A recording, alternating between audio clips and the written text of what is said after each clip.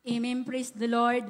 Ang pinakamataas na pagpupuri, pagluluwalhati, karangalan, at ng ating tagapagligtas na ating pinakamamahal na Panginoong Jesucristo, at dobling paggalang sa ating beloved parents in the Lord, at ating inaalala ang mga pinagparang turo at aral ng ating minamahal at iginagalang na Pastor Evangelist Duel D. Almeida, at ating minamahal na Assistant Pastor Lina C. Almeida.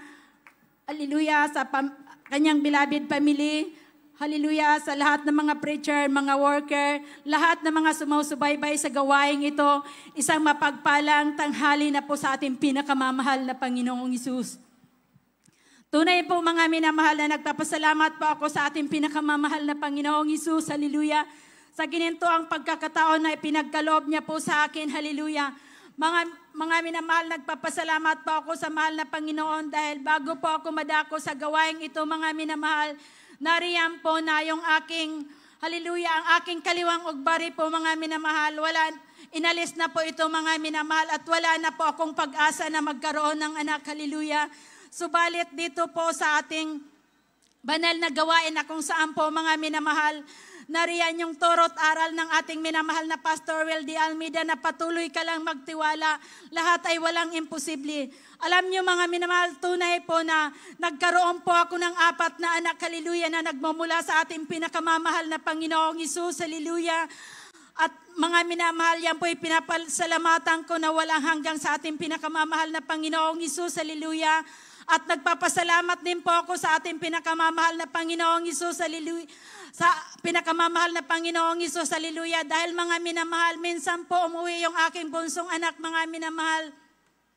Tunay po na nagulat po ako mga minamahal dahil hinihila po ako sa aming kwarto mga minamahal at nagtaka po ako. Ang sabi po niya, Mama, halika magpuri tayo. At alam niyo mga minamahal, tunay po na nagulat po ako na kung bakit ganoon po yung ginawa ng aking anak na magpuri daw po kami mga minamahal. At alam niyo mga minamahal, tunay na pagkapa ko po sa ulo ng aking mahal na anak, nariyan po na grabe po yung bukol mga minamahal na kasing laki po ito ng buko mga minamahal, hallelujah. At alam niyo mga minamahal, tunay po na nariyan na hindi po ako nabahala mga minamahal dahil alam ko na ang Diyos natin buhay naghihimala. At alam niyo mga minamahal na buong puso po akong nagtiwala sa ating pinakamamahal na Panginoong Hesus, hallelujah. At alam niyo mga minamahal, nagulat po mga minamahal ako dahil paglabas ko po ng bahay, may ambulansya na po mga minamahal. Nandiyan yung mga kapitbahay mga minamahal dahil hindi nila inaasahan na buhay ang aking anak. Hallelujah, laking pagtataka nila na yung aking anak walang nangyari. At alam niyo mga minamahal, ang sabi ko sa Diyos namin buhay, walang imposible. Kaya wala pong nangyari sa atin pinakamamahal na Panginoong Hesus. Kaya yan po'y pinapasalamatan ko yun, hallelujah, sa ating pinakamamahal na Panginoong Hesus, hallelujah. Na nariyan po yung kalakasan na ipinagkaloob sa aking mahal na anak hanggang ngayon po. Mga minamahal, ginagamit na po siya bilang, hallelujah, Children's Choir, hallelujah. At nagpapasalamat din po ako sa ating pinakamamahal na Panginoong Hesus, hallelujah. Dahil bago po kami nadako sa gawaing ito, nariyan po yung aking beloved tatay, mga minamahal.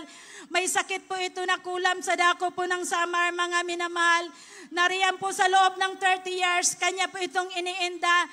Walang araw, walang gabi, mga minamahal. Hindi nakakapagtrabaho po yung aking beloved tatay na yan, hallelujah. Subalit nung ang sabi po ng aking pinsan mga minamahal, dasip na po siya dito. Sa gawain daw po natin, tunay na nagpapagaling lahat ng klase ng sakit, pinapagaling po yan. At alam niyo mga minamahal, laking kagalakan po ng aking tatay na nalaman niya na gagaling na siya. Sa salita pa lang po, sa pagbabahagi pa lang ng salita ng aking pinsan na riyan na naramdaman na po niya yung kagalingan. At alam niyo mga minamahal, sumama po yung aking beloved tatay sa gawaing ito. Nariyan po na tinanggap niya yung banal na bautismo sa tubig, hallelujah. At alam niyo mga minamahal, tunay po yan na instant po yan, pinagaling ng ating pinakamamahal na Panginoong Hesus, hallelujah. At nagpapasalamat din po ako sa ating pinakamamahal na Panginoong Hesus dahil mayroon po ako beloved ate, mga minamahal na kung saan po, ano po siya mga minamahal, 3 buwan na lang po ang taning ng kanyang buhay. May cancer po siya, mga minamahal. Breast cancer po ito, mga minamahal. Ang sabi po ng doktor, mga minamahal, sa dako ng Chinese General Hospital, mga minamahal, kailangan maopera na yung beloved ate ko dahil hinahabol na namin yung oras. At alam nyo, mga minamahal, tinanong po ng beloved ate ko na ang sabi niya, Dok, kung sakasakali ako magpapaopera, ilang porsyento yung sigurado ka na gagaling ako. At alam nyo, mga minamahal, ang sabi po ng doktor, huwag kang umasa sa akin, may Diyos, manalangin ka. At alam nyo, mga minamahal, sabi ng aking beloved ate, ganun pala, may Diyos. Sabi niya, pagbigyan mo ako ng 1 linggo lang, may papuntahan lang ako. At alam niyo, mga minamahal, tunay na narinig niya po kasi itong gawain na ito, mga minamahal, nariyan na nagpa-counseling po siya sa ating minamahal na Assistant Pastor Lina si Almeida sa dako ng Amoranto. At alam niyo, mga minamahal, ang sabi po ng beloved Mama Mother, mahal, mag-ayuno ka sa dako ng Pampanga. At alam niyo, mga minamahal, tunay po na nag-ayuno po yung aking beloved ate. 5 days po yung sinabi sa kanya. At nariyan po, mga minamahal, na 3 araw pa lang, mga minamahal, instant na kagalingan na yung ipinagkaloob sa aking beloved ate. Hallelujah. Kaya yung po pinapasalamatan ko sa ating pinakamamahal na Panginoong Hesus. Hallelujah. At nagpapasalamat din po ako sa ating pinakamamahal na Panginoong Hesus. Hallelujah. Dahil nariyan po, mga minamahal, hindi man po karapat-dapat, mga minamahal, isang basahan man lang sa ating pinakamamahal na Panginoong Hesus. Nariyan po na ginagamit na rin po yung aking beloved ate bilang adult choir. At ako din po, mga minamahal, yan po pinapasalamatan ko sa ating beloved ate. Hallelujah.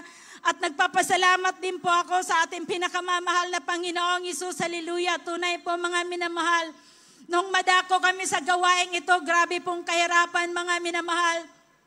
Nariyan po na nangungupahan lamang kami, hallelujah.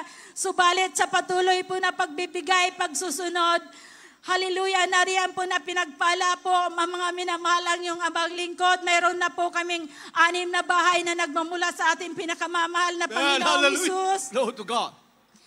At alam niyo, mga minamahal, noong nakaraang taon lang, mga minamahal, tunay po na sabi ko sa ating pinakamamahal na Panginoong Hesus, mahal na Panginoong Hesus, ayoko pong bumili ng sasakyan, mga minamahal na Panginoong Hesus, dahil alam ko, ikaw ang Diyos na mapagpala. Ang gusto ko, bigay lamang, hallelujah, na nagmumula sa iyo. At alam niyo, mga minamahal, tunay po na hindi inaasahan, mga minamahal, tunay po na may ginamit na tao, mga minamahal, kung saan po na binigyan po ako, mga minamahal, ng service, mga minamahal, para sa ating gawain. Isa po itong Fortuner, nagmamula pa sa ating pinakamamahal na Panginoong Hesus. Hallelujah. Kaya yan po pinapasalamatan ko sa ating pinakamamahal na Panginoong Hesus. Maraming salamat sa ating pinakamamahal na Panginoong Hesus sa mga pagpapala. Hallelujah. Tunay po na ang pagbibigay, hallelujah, ay isa pong susi ng pagpapala, mga minamahal, hallelujah. Nariyan po, mga minamahal, na wala po akong inaasahan lagi kundi ang ating pinakamamahal na Panginoong Hesus. Hallelujah, maraming salamat sa ating pinakamamahal na Panginoong Hesus. Kaya ang lahat po ng kapurihan, kapasalamatan, pagluluwalhati, pagdadakila at pagpaparangal, walang iba kundi sa ating pinakamamahal na Panginoong Hesus.